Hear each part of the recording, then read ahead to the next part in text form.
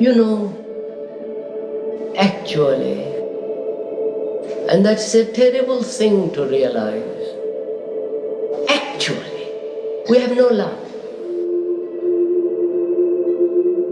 We have sentiment. We have emotionality, sensuality, sexuality. We have remembrances of something which we have thought as love. But actually, brutally, we have no love.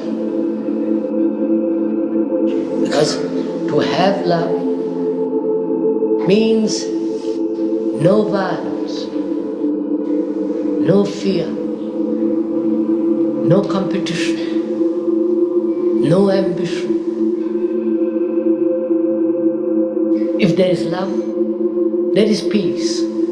Because you would educate your children not to be nationalists, not to have only a technical job and look after his own petty little affairs.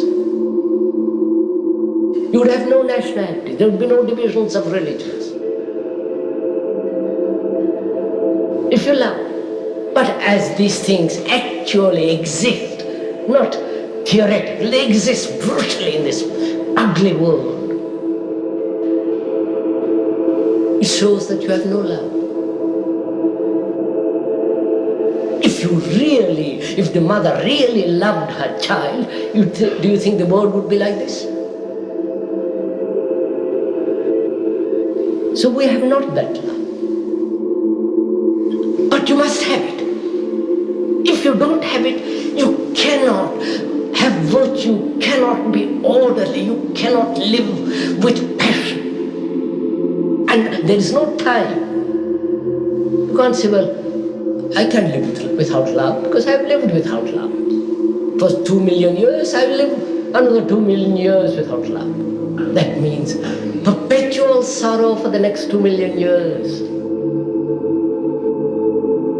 So what will you do? If you say, please tell me what to do, then you are missing the bus entirely. But if you saw the importance, the immensity, the urgency of that question, not tomorrow, not next day or next hour, but see it now while you are sitting. Admittance of time is the greatest sorrow. As sorrow and love cannot be resolved, or love cannot exist through time, what is the state of your mind that has put this question?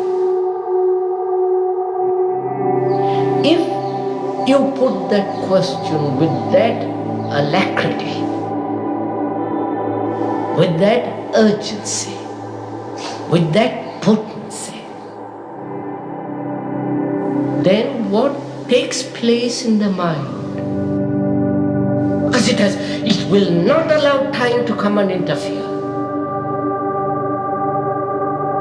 Therefore, such a mind has an infinite space both in the mind and in the heart.